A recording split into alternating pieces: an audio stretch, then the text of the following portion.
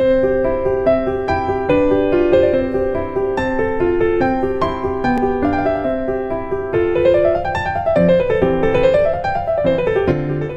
عليكم أعزائي طلاب الصف الرابع علمي. نكمل وياكم الجزء الثاني من تمارين 6/4 حول موضوع معادلة المستقيم، ونوصل إلى السؤال الثاني وفرع أول. يقول جد معادلة المستقيم الذي ميله -3 ويقطع جزءا موجبا من محور الصادات. نعرف أن محور الصادات هو المحور العمودي، والجزء الموجب يعني للأعلى ليقطع 7، فتكون قيمة الإكس أو قيمة السين هو 0. إذا هنا هسه عندي الميل هو يساوي لنا -3، ونقطة التقاطع حيصير الإكس قيمته 0 والواي هي قيمتها 7.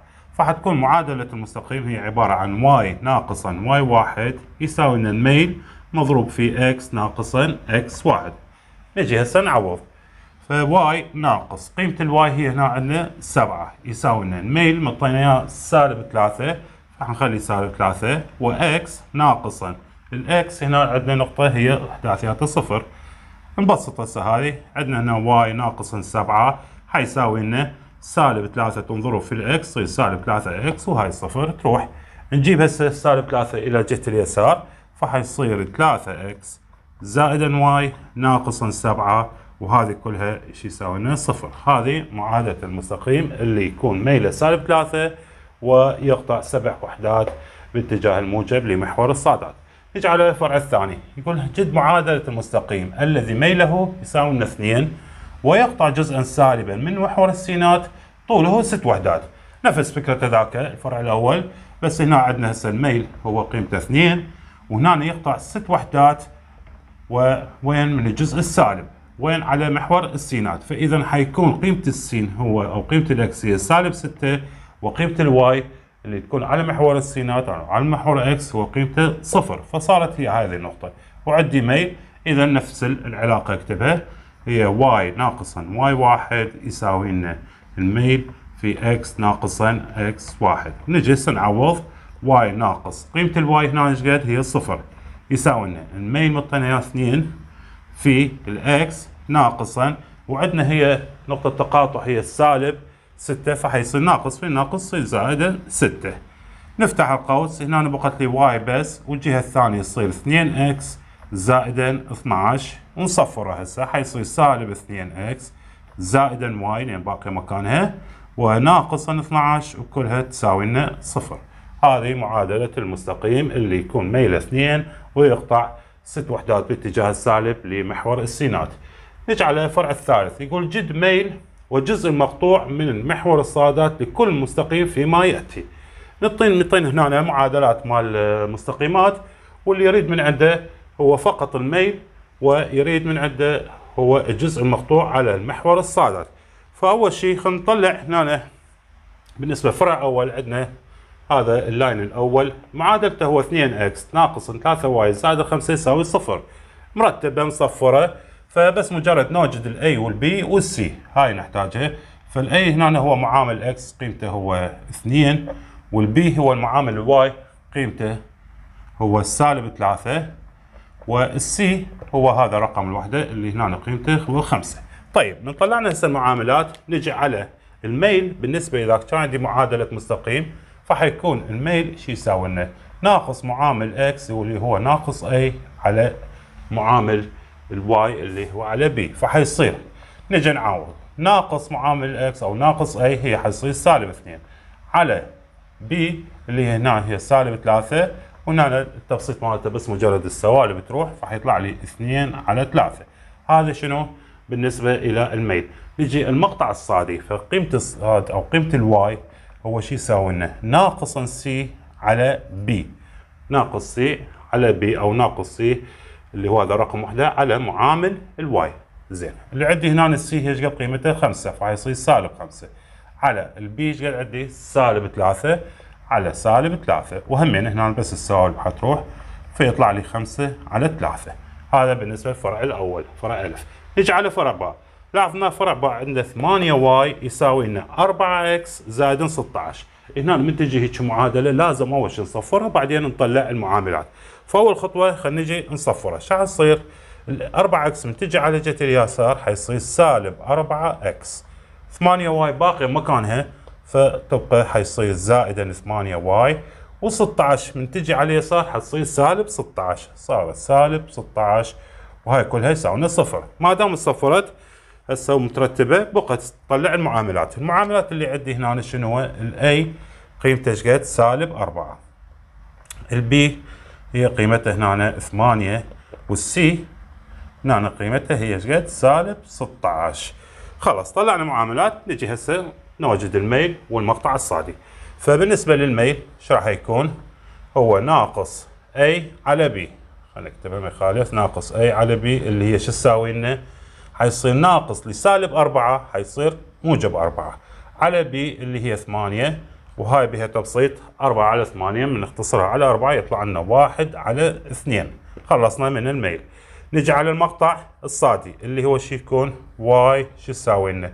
ناقصا C على B، ويساوي السي هنا جاي عندي سالب 16، وعندي بالقانون بالقاعدة السالب، فحيصير موجب 16. صارت موجب 16 على البي اللي هي 8، و16 على 8 حيطلع لنا 2. خلصنا من هذا الفرع الثاني او فرع باء. نجي على اخر فرع، فرع جيم. فرع جيم مطينا هسه معادلة المستقيم هو 3 واي يساوي ناقص 4. اذا همينا اول خطوة لازم اصفرها، فمن صفرها حتصير 3 واي، واي حتصير زائدا 4 شي يساوي لنا صفر. طيب هسه هنا شنو المعاملات؟ لاحظ هنا الاكس مو موجوده، فمعناها المعامل مال الاكس هو قيمته صفر، يعني الاي هنا قيمته صفر، فنكتب الاي هو قيمته صفر.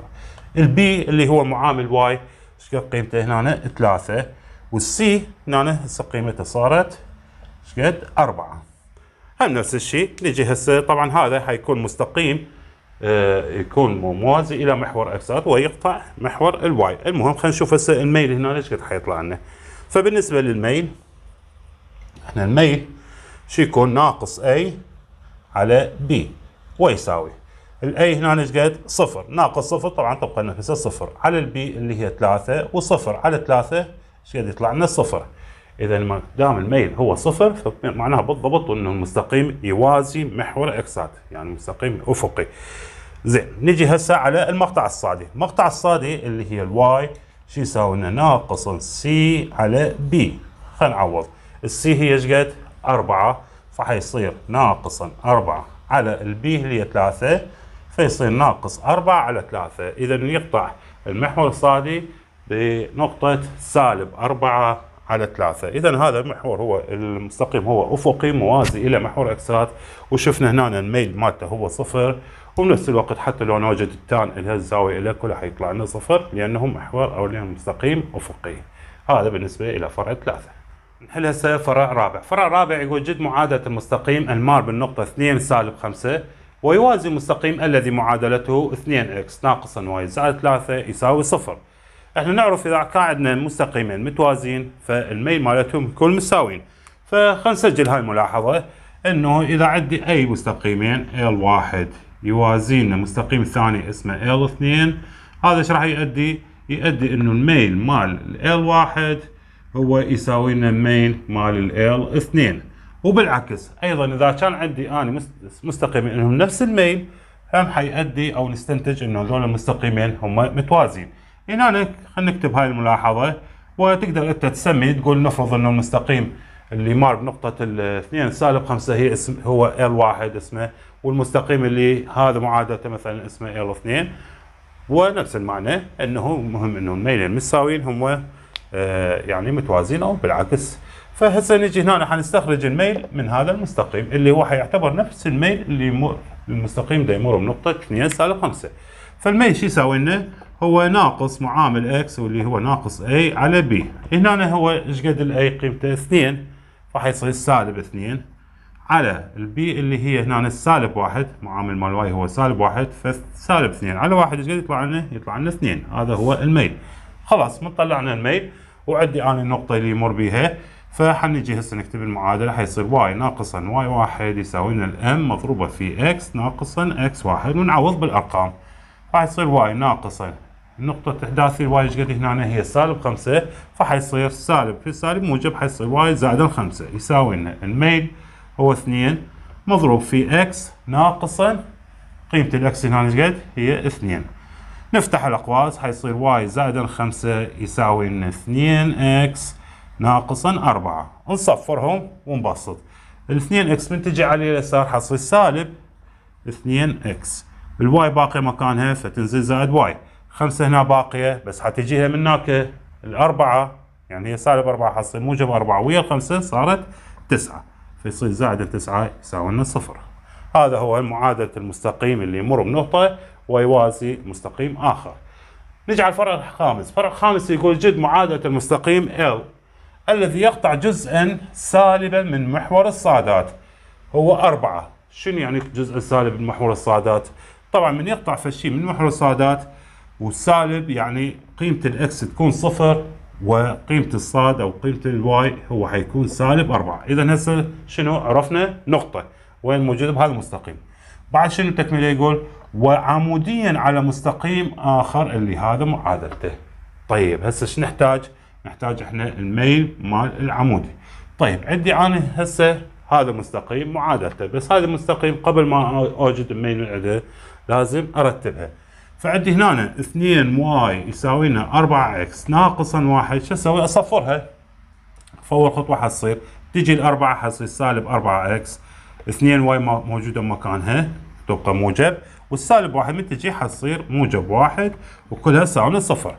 من صفرناها هسه عاد لازم نطلع الميل مالته. هنا عندي شنو الاي؟ خلينا نكتب الاي شو يساوي لنا سالب 4، البي ايش قد هي 2 والسي هي 1. طيب ميل هذا المستقيم ايش قد هو قيمته يصير ميل هذا المستقيم شو يساوي لنا؟ سالب A على B ويساوي لنا الاي هنا هي سالب 4 وسالب مال القانون حيصير موجب 4 على البي الاثنين ويطلع لنا 2. خوش طلعنا الميل. هسه اريد انا شنو؟ ميل العمود، لان هذا المستقيم اللي دا يمر بهاي النقطة هو يعتبر عمودي على هذا المستقيم، فميل العمود شو يكون؟ حيكون حسبكم على السريع، مجرد قلنا هذا الرقم ينقلب ونعكس اشارته، فمن حينقلب ايش راح يصير؟ سالب 1 على 2، يعني هو كان موجب انقلب صار نص واشارة الموجب عكسها سالب. خلاص طلعنا هسه الميل العمود، نجي شو نسوي؟ نعوض بالمعادلة حتى نوجد معادلة مستقيم. فالمعادلة عندك واي ناقصا واي 1 يساوي لنا الميل مال العمود لاكس ناقصا اكس 1. نعوض هسه بالارقام. عندنا واي ناقص احداثي الواي هنا هي سالب 4 وعندنا ناقص مع قانون حيصير زائدا 4 يساوي لنا الميل شو طلع لنا؟ سالب نص مضروبه في اكس ناقصا 0، يعني قيمه الاكس هنا 0. هسه نضرب الطرفين في شنو؟ في 2 حتى نتخلص من الكسر. فمن تنضرب في 2 حيصير هنا ايش قد؟ 2 واي زائدا 8 والجهه الثانيه شنو عندي؟ سالب اكس. اخر خطوه نجيب السالب اكس على اليسار فحيصير اكس زائدا 2 واي زائدا 8 شو يساوي لنا؟ 0. هذا بالنسبه للفرع الخامس. نجي على السؤال السادس. ليكن L مستقيما معادلته x زائدا y ناقصا 2 يساوي 0. جد ميله ونقطة تقاطعه مع محور الصادات ثم ارسمه. عندنا 3 مطالب. المطلب الأول يريد ميل. طبعا هنا ال A وال B وال C خلينا نكتبها. ال A هنا هي ايش قد؟ 1 وال B هي قيمتها هم 1 وال C قيمتها هنا ايش قد؟ سالب 2. زين من نجي على الميل، المطلب الأول الميل، الميل شو يساوي لنا؟ ناقص A على B ويساوي لنا ناقص 1 على 1 ويطلع لنا سالب 1. هذا هو الميل. هاي الخطوة الأولى أو المطلب الأول. شو يريد بعد؟ ونقطة تقاطع مع محور الصادات. طيب مع محور الصادات إحداثي مع محور الصادات ايش قد؟ أو تقاطع مقطع الصادي هو ناقص C على B ويساوي لنا السي هي سالب 2 حيصير سالب 2 يعني يطلع لنا 2 على البي الواحد يعني 2. يريد النقطة يعني احداثيات، فهذا يؤدي الاحداثيات ايش قد حتصير؟ الاكس تكون قيمتها 0 والواي قيمتها هي 2. خلصنا من المطلب الثاني. بعد ايش يريد نرسم هذا المستقيم. ماشي الرسم مالته ايش نحتاج احنا؟ خلينا نسوي جدول نرسم. فخلينا نقول هذا الجدول هنا اكس وبواي. عندي شنو هسه؟ عندنا هنا فرضنا الاكس 0 وطلعت قيمة الواي هي 2، يعني خلينا نقول اول زوج مرتب عندي اني 0 ب2. هسه خلينا نفرض والله الواي 0، نفرض واي صفر، او اقدر نفس الشيء اطلع المقطع السيني. فاذا فرضنا الواي صفر ايش راح يصير؟ حيصير اكس ناقص 2 يساوي صفر، نودي 2 جهه اللوق يصير اكس يساوي 2. اذا هاي فرضنا صفر الاكس هم حتطلع لنا 2، حتطلع لنا من النقطه الثانيه 2 صفر. وما دام عندي مستقيم فمستقيم كافي عليه بنقطتين، بس نقطتين كافي نقدر نحدد منه مستقيم. نجي نرسم احداثيات. زين، هذول اثنيناتهم موجبات فحنكون خلينا نقول هنا 1 2 وهذه 1 2. زين، هاي 1 2 هاي 1 2 ونوصل خط بيناتهم، هذا هو يقطع لنا 2. هذا هو المستقيم اللي يمر بهاي النقطتين اللي هذا اسمه L. هذا بالنسبة إلى سؤال 6. نحل هسه فرع السابع. فرع السابع يجد معادلة المستقيم L المار بالنقطة 2 سالب 2 وعموديا على مستقيم الذي معادلته x زائدا y يساوي نص صفر، ثم جد نقطة تقاطع المستقيم L مع المحورين. زين، هسه شنو عندنا؟ عندنا هذا المستقيم المعلوم اللي هو x زائدا y يساوي لنا صفر. زين، من عندها خلينا نوجد الاي والبي حتى نطلع نقدر نوجد الميل.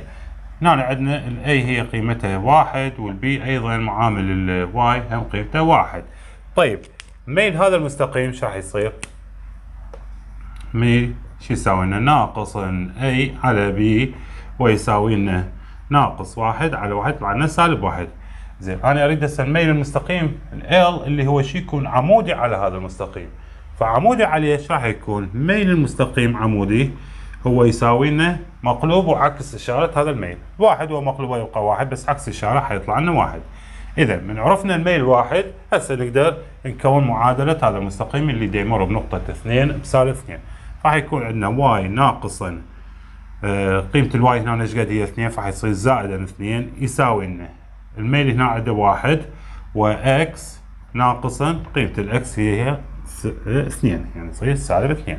هاي نفتح القوس ومن هون واحد ما يأثر، فما حيكون عندنا هسه سالب اكس زائدا واي وهاي سالب 2 من تجي هنا حيصير موجب 2 ويا الاثنين يعني يطلع لنا 4 كلها يساوي لنا صفر. طيب هسه طلعنا احنا معادلة هذا المستقيم L. ايش دا يريد هسه؟ يقول ثم جد نقطة تقاطع المستقيم L مع المحورين. هسه نريد نطلع نقطة تقاطع هذا المستقيم L مع محورين. فالمقطع الصادي شو يكون عندما تكون الاكس هي صفر؟ فالمقطع الصادي ايش راح يصير؟ يعني خلينا نقول واي ايش قد حيطلع لنا؟ هو حيكون ناقصا سي على بي ويساوي لنا السي هنا ايش قد قيمتها؟ 4، حيصير سالب 4 على البي اللي هي قيمتها 1 يطلع لنا سالب 4. يعني نقطة التقاطع ايش راح تصير مع محور الصادات؟ حيصير الاكس هو قيمته صفر والواي هي طلعت لنا سالب 4. زين، المقطع السيني هو شنو؟ عندما الواي تساوي لنا صفر، يعني هنا الواي فرضناها صفر، فشو راح يصير؟ حيصير انه الاكس قيمتها هي ناقص سي على منو؟ على الاي اللي هي هنا سالب 1، فناقص سي حيصير سالب 4 على الاي اللي هي قيمته السالب 1 فيطلع لنا 4. اذا من عندها طلعت لنا نقطة تقاطع مع محور السينات هي عبارة عن 4 مال اكس وقيمة الواي هي صفر. هذا بالنسبة فرع السابع. نجي على الفرع الثامن. الفرع الثامن عندنا مستقيم L اسمه هذا معادلته اللي هي 2x ناقصا y يساوي 3، ومستقيم آخر اسمه H معادلته هو 3x زائدا 6y يساوي لنا سالب 3. بمطلبين هذا السؤال الثامن. مطلب ألف يقول بين أن المستقيم L و H هما متعامدين. طيب نجي نشوف، احنا نعرف أنه مستقيم متعامدين شو يكون حاصل ضرب الميل مالتهم يطلع لنا سالب 1 أو ميل أحدهما هو مقلوب وعكس إشارة ميل الآخر. فنجي هسه نشوف الميل L وميل للمستقيم H. خلي نرتبها المستقيمات. عندنا هنا مثلا L يعني هذا المستقيم اللي اسمه L ممكن نكتبه 2x ناقصا y ناقصا 3 يساوي 0. والمستقيم ال H بعد ما نصفره حينكتب على شكل 3x زائدا 6y زائدا 3 يساوي 0. ممكن رتبناه ولو هي ما حتأثر. نجي هسه نوجد ميل المستقيم L. ميل مستقيم L شو راح يكون؟ نكتب المعاملات عندنا هنا، هي بعد لازم هاي تعرفوها، هذه الاي وهاي البي وهاي السي، وبالنسبة للاتش هاي الاي وهاي البي وهاي السي. زين، فلو نجي هسه الى ميل مستقيم ال. ميل المستقيم ال شو يساوي لنا؟ احنا قلنا القانون مال الميل هو ناقصا A على B، ويساوي لنا الاي هنا 2، حيطلع لنا 2 ناقصا 2 على البي اللي هي ايش قد؟ -1، ويطلع لنا 2. هذا منه مستقيم ال، ميل المستقيم ال. نجي على ميل لمستقيم H. ميل مستقيم ال H على هذه معادلة ال H اللي هي هنا عندنا هم ناقص A على B، ال A هي 3 فحيصير ناقصا 3 على ال B اللي هي ايش قد؟ 6، فيصير -3 على 6. -3 على 6 ممكن نختصرها على 3 بيها 1، فيطلع لنا -1 على 2. لاحظ هسه هذا ويا هذا واحد عكس الاخ ومقلوب الاخ وعكس بالاشاره، يعني لو نجي نضرب هسه الميل مال المستقيم L، لو نضربه في ميل المستقيم H، ناتج الضرب مالتهم شو حيكون؟ عندنا يعني 2 في -1 على 2، وحيطلع لنا الناتج -1. اذا شنو معناها؟ معناها انه المستقيم L هو يعتبر عمودي على المستقيم H. هذا بالنسبة إلى فرع ألف. نجي على فرع باء، يقول جد جبريا نقطة تقاطع المستقيمين ال L وال H.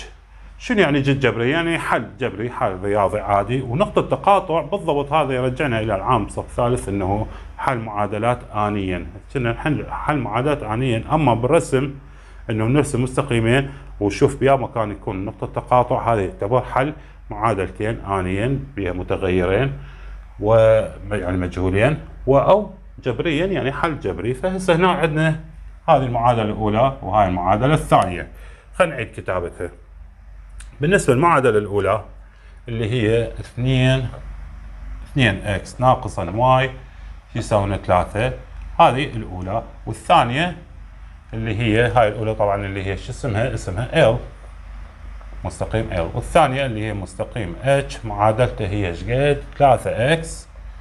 3x زائدا 6y، وش قد يساوون؟ -3. اوكي، هاي الثانية.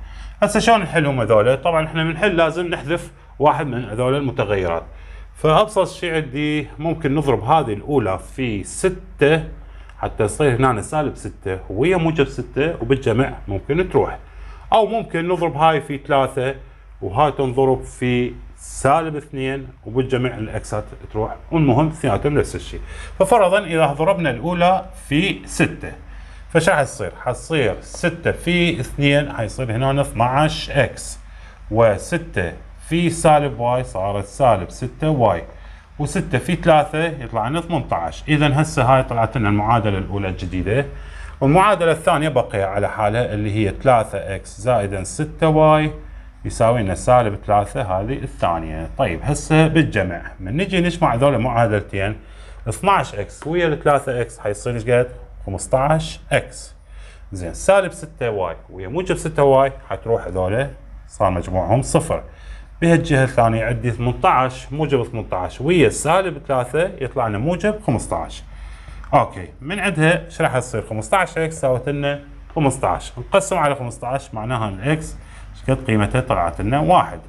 طيب من طلعت الاكس 1 عاد هسه بكيفنا تعوض هنا الواحد في المعادله الثانيه او في المعادله الاولى نفس الشيء، يعني شوف فيها والاسهل. خلينا نقول مثلا في الثانيه نعوض، خلينا نقول هاي نسميها ستار او 3 اي شيء كان، نعوض ستار في معادله رقم 2.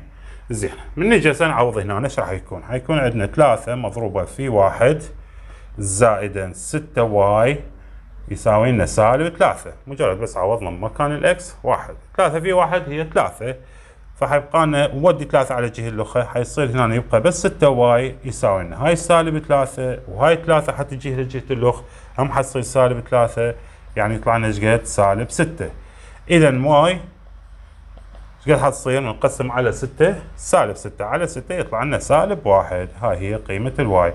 اذا نقطه التقاطع صارت عندي الاكس قيمتها 1 والواي قيمتها هي -1. هاي شو تمثل؟ نقطه التقاطع. نقطة تقاطع هاي المستقيمين اللي هي ال H مستقيم اتش ويا المستقيم ال. هذا بالنسبة إلى فرع 8. وأخيرا وصلنا إلى آخر فرعين من التمارين. الفرع التاسع: جد معادلة المستقيم الذي يصنع زاوية 135 مع الاتجاه الموجب لمحور السينات والمار بنقطة الأصل. طبعا نقطة الأصل هي ايش قد عندنا؟ إحداثيات 0 0. طيب بقى شنو هسه نحتاج؟ الميل. هنا مطينا الزاوية، فعندنا قاعدة تقول الميل هو يساوي لنا تان للزاوية اللي هنا يجي نعطيها 135. طيب 135 وين تقع مكانها؟ اقل من 180 واكثر من 90، يعني مكانها وين؟ بربع الثاني. الزاويه بربع الثاني شلون نقدر نوجدها؟ هي عباره عن تان ل 180 ناقصا ايش قد؟ يلا يطلع لنا 135 ناقصا 45، فهنا زاويه الاسناد هي 45. هاي واحده. الشغله الثانيه انه التان بربع الثاني هل هو موجب لو سالب؟ التان بربع الثاني يعتبر سالب، فلهذا حيكون يساوي لنا سالب لتان 45. وش قد التان 45؟ هو 1، فحيطلع لنا الناتج هو سالب 1. معناه هسه الميل ايش قد طلع؟ قيمته سالب 1. هذا هو. عندنا الميل وعندنا النقطة، إذا حنعوض واي ناقصا واي 1 يساوي لنا الميل مضروبة في اكس ناقصا اكس 1. عندنا واي ناقصا 0 لأن إحداثي نقطة الأصل 0، ويساوي لنا الميل اللي هو ايش قد طلع لنا؟ سالب 1 مضروبة في اكس ناقص 0. اكس ناقص 0 تبقى اكس، وواي ناقص 0 تبقى واي. فايش راح يبقى لنا؟ حيبقى لنا فقط واي يساوي لنا سالب اكس، ونصفرها حيصير اكس زائدا واي يساوي لنا 0. إذا هذا هو معادلة المستقيم اللي يصنع زاوية 135 ويمر بنقطة الأصل. نجي على سؤال 10، فرع 10. المستقيم مطينا هنا ال اسمه 2y يساوي لنا ax زائدا 1 يمر بالنقطة 1 ب2. جد أول شيء يريد قيمة هذا المجهول الأي، ثابت أي. طبعا هنا من يكون المستقيم ويمر في نقطة معينة معناها هذه النقطة تحقق معادلة المستقيم. شنو يعني تحقق معادلته؟ انه احنا اذا نجي نعوض بقيمة الواي، هاي الاحداثيات واي معناها المستقيم، وقيمة الاكس، المفروض يطلع لنا انه الطرفين يكون مساويين، لانه هذا قلنا احنا الاكس واي هي تعتبر كل النقاط اللي موجودة على هالمستقيم. فهنا معطينا هو واحدة من هاي النقاط اللي هي احداثياته 1 و2. فاول خطوة شو حتصير؟ نجي نعوض مكان كل واي رقم 2، ومكان كل اكس نعوض رقم 1. فايش راح يكون؟ عندي هذا المستقيم، عندي هنا 2، فمكان الواي حيصير رقم 2، شو يساوي لنا؟ اي، ومكان الاكس عندنا 1 زائدا 1. وش راح يصير؟ هنا 2 في 2 حيطلع لنا 4، شو يساوي لنا؟ اي في 1 هو اي زائدا 1. هسه نودي الواحد للجهة الثانية، ايش راح يصير؟ حيصير سالب 1، فمعناها حيصير A يساوي لنا 4 ناقصا 1. إذا ال A ايش قد طلعت قيمتها؟ 3. ماشي. من وجدنا قيمة ال A 3 معناها نجي هسه على الفرع الثاني باء، معناها إنه معادلة المستقيم حتكون هي عبارة عن 2y يساوي لنا 3x زائدا 1. طيب من يريد الميل مال المستقيم فالأفضل احنا خلينا نصفرها حتى لا نغلط بالإشارات. فالتصفير مالته ايش راح يصير؟ 3x متجه للجهه الثانيه حيصير سالب 3x، وهاي الواي مكانها اللي هي 2y، والواحد من يجي على اليسار هم حيكون سالب 1، كلها حيساوي لنا 0. هذا كليته هو المعادله مال المستقيم L. طيب ولما صفرناها نحتاج احنا الميل، فالميل نحتاج انه نوجد المعاملات. ايش عندنا معاملات هنا؟ هذا الاي اللي هي قيمته سالب 3، وهذه البي اللي هي قيمتها 2، والسي هنا قيمته هو سالب 1. شنو قانون الميل من خلال معادلة المستقيم؟ الميل يساوي لنا ناقصا A على البي، يعني شو راح يساوي لنا؟ ناقص لسالب 3 حيصير 3 على البي اللي هو 2، فيطلع لنا 3 على 2. هذا شنو؟ ميل المستقيم L. آخر شيء عندنا مقطع يريد مقطع الصادي. المقطع الصادي شنو معناها؟ إنه إذا فرضنا هذا نفس المعادلة، إذا فرضنا إنه الإكس هي 0 فمن عندها حيطلع لنا قيمة الواي. فممكن تفرض اكس 0 وتحل وتوجد واي، او ممكن اكو قاعدة جاهزة انه المقطع الصادي هو شو يساوي لنا؟ يساوي لنا ناقصا سي على بي. زين، السي عندي هنا ايش قد؟ قيمتها سالب 1، فش راح يصير؟ سالب لسالب 1 يعني حيصير 1 على البي اللي هي 2 فيطلع لنا 2. هذا هو المقطع الصادي. هذا بالنسبة للتمارين. انتهينا من التمارين، ونشوفكم إن شاء الله دروس قادمة، والسلام عليكم.